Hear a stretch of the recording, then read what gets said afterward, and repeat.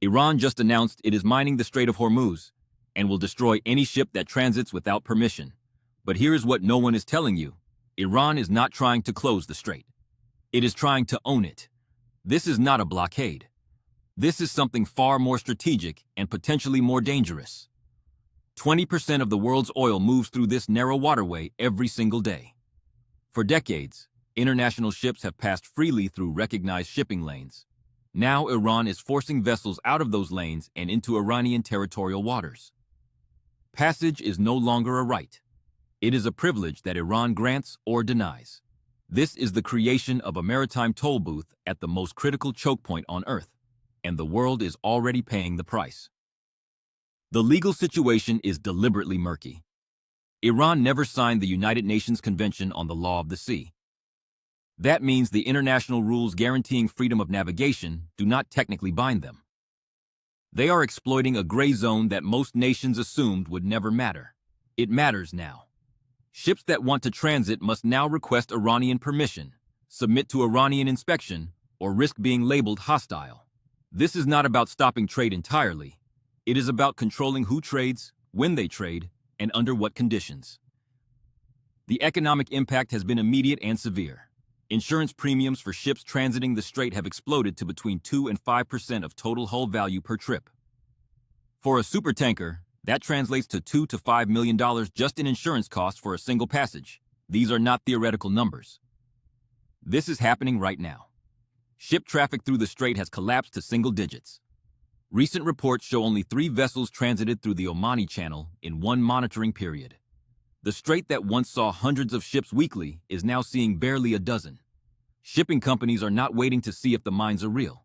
They are rerouting, delaying, or canceling shipments entirely. The insurance industry has become an unintentional enforcer of Iranian strategy. When premiums become prohibitive, ships simply do not sail. Iran does not need to fire a single shot or detonate a single mine. The threat alone is weaponized. This is psychological warfare operating through financial markets. The mere claim of mining has achieved what an actual minefield might not: complete behavioral control over global shipping decisions. Here is where this gets more concerning. No one has actually confirmed the presence of mines. Intelligence assessments suggest this may be entirely a perception operation. Iran understands that in modern warfare, the threat of destruction can be as effective as destruction itself. They are betting that shipping companies and insurers will not call the bluff. So far, that bet is paying off. The ripple effects are spreading through global energy markets. Very large crude carrier rates have already fallen 24% to around $18,000 per day. This seems counterintuitive until you understand the mechanics. Ships are not moving, so demand for tankers is collapsing, even as oil demand remains constant. The global ship order book sits at 191 million compensated gross tons. That capacity is now sitting idle or being redirected to longer alternative routes that burn more fuel and take more time. Every barrel of oil that cannot move through Hormuz must travel thousands of additional miles around Africa or through pipelines that lack the capacity.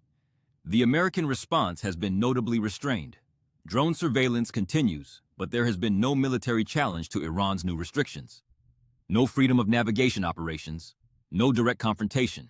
This restraint may be strategic patience, or it may signal something more troubling: a recognition that the rules-based order at sea is harder to enforce than anyone wants to admit. What Iran is doing here sets a precedent that should concern every nation dependent on maritime trade. If controlled restriction works at Hormuz, it becomes a template. China watches this closely as it considers its options in the Taiwan Strait. Russia has already applied similar logic in the Black Sea. The lesson being taught is that you do not need to close a waterway to control it. You just need to make passage conditional. This transforms critical international shipping lanes into leverage points for whoever controls the nearest coastline. The insurance markets and shipping companies will do the enforcement for you. This is not just an Iranian strategy. It is a new model for maritime coercion that other powers will study and adapt. The global economy runs on the assumption that ships can move freely through international waters. That assumption is now being tested at the most important choke point on the planet. If it fails here, it will fail elsewhere. 20% of the world's oil supply now moves at the pleasure of a nation that never agreed to the rules everyone else follows. The question is no longer whether Iran can close the Strait of Hormuz. The question is whether they have already found something more effective than closing it.